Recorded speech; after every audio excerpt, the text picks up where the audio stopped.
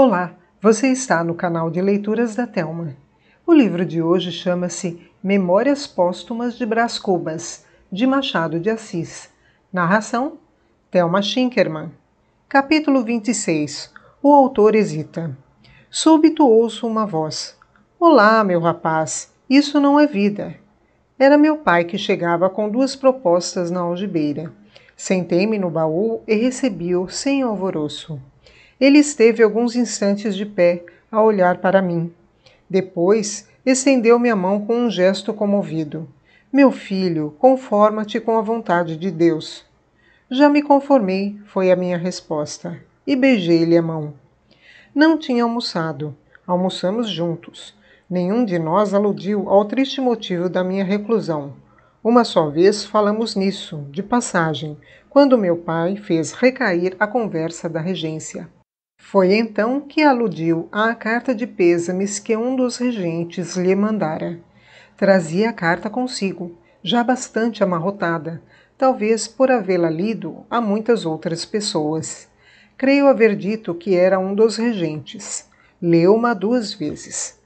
Já lhe fui agradecer este sinal de consideração, concluiu meu pai, e acho que deves ir também. Eu? Tu. É um homem notável, faz hoje as vezes de imperador. Demais, trago comigo uma ideia, um projeto, ou... Sim, digo-te tudo. Trago 2 projetos, um lugar de deputado e um casamento. Meu pai disse isso com pausa, e não no mesmo tom, mas dando às palavras um jeito e disposição, cujo fim era cavá-las mais profundamente no meu espírito. A proposta, porém, desdizia tanto das minhas sensações últimas que eu cheguei a não entendê-la bem. Meu pai não fraqueou e repetiu-a. Encareceu o lugar e a noiva. Aceitas? Não entendo de política, disse eu depois de um instante. Quanto à noiva, deixe-me viver como um urso, que sou. Mas os ursos casam-se, replicou ele. Pois traga-me uma ursa. Olhe, a ursa maior. Riu-se meu pai, e depois de rir, tornou a falar sério. Era-me necessária a carreira política, dizia ele, por 20 e tantas razões, e deduziu com singular volubilidade, ilustrando-as com exemplos de pessoas do nosso conhecimento. Quanto à noiva, bastava que eu a visse. Se a visse, iria logo pedi-la ao pai, logo, sem demora de um dia.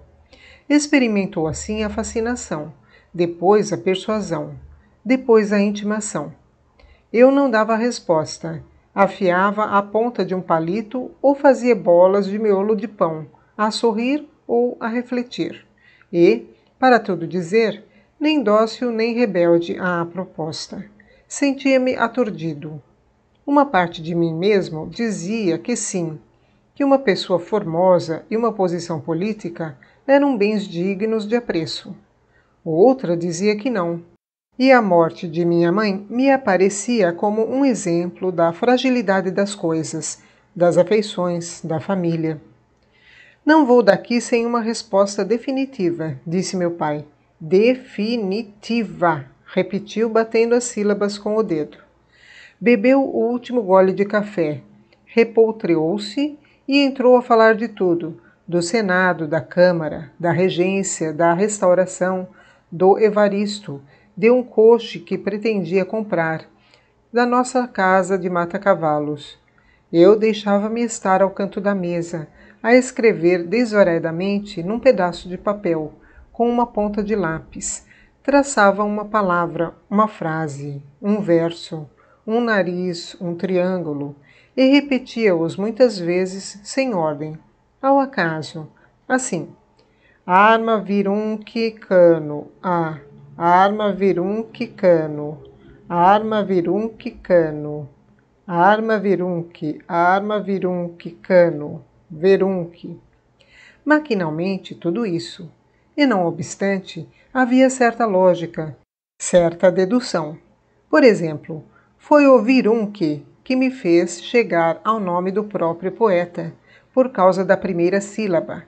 Ia a escrever virunque, e saiu-me Virgílio. Então continuei. Virgílio, Virgílio, Virgílio, Virgílio, Virgílio. Meu pai, um pouco despeitado com aquela indiferença, ergueu-se, veio a mim, lançou os olhos ao papel. Virgílio! Exclamou. És tu, meu rapaz. A tua noiva chama-se justamente Virgília. Capítulo 27. Virgília? Virgília, mas então era a mesma senhora que alguns anos depois? A mesma?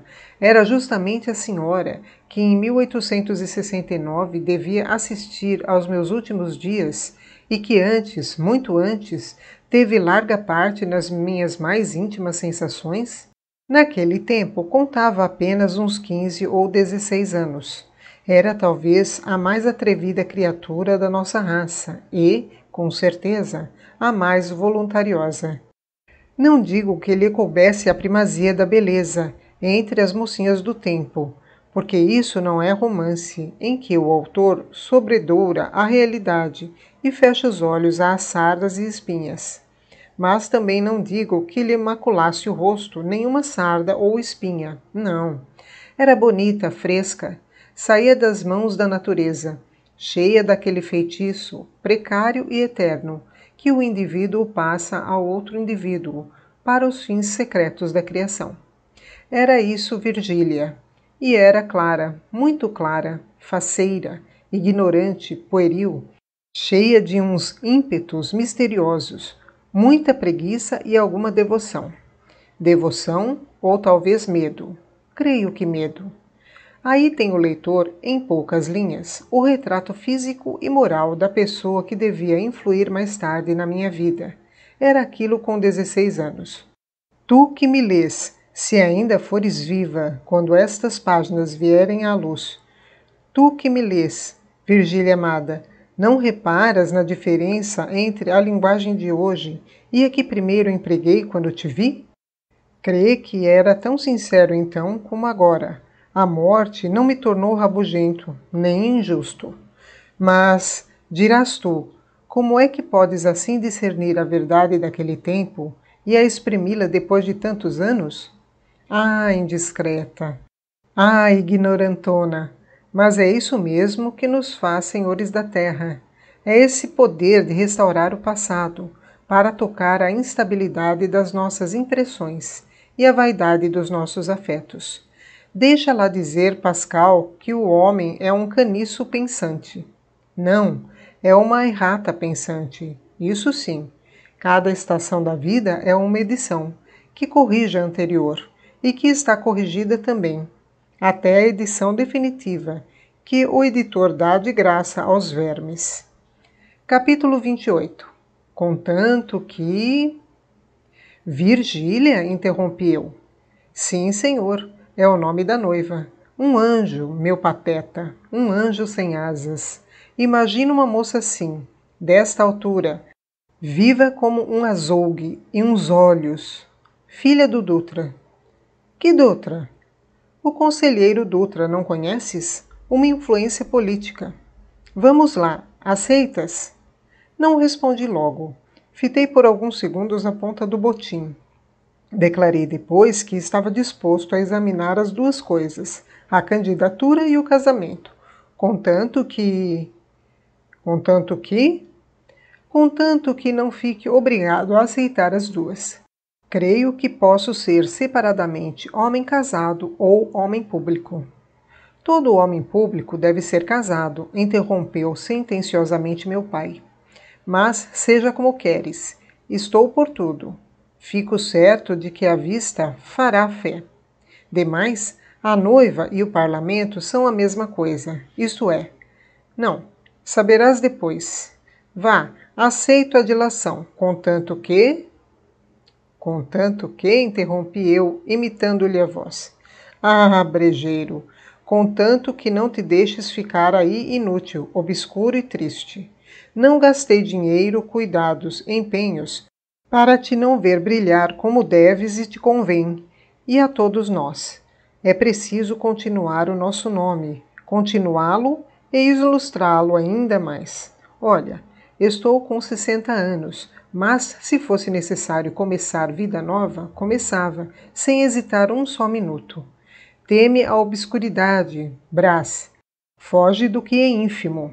Olha que os homens valem por diferentes modos, e que o mais seguro de todos é valer pela opinião dos outros homens.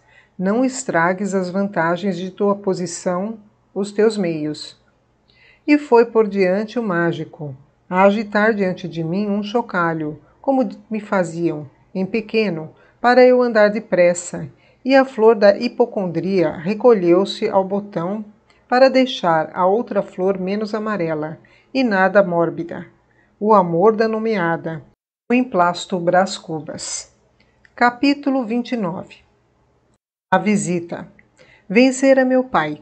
Dispus-me a aceitar o diploma e o casamento, Virgília e a Câmara dos Deputados.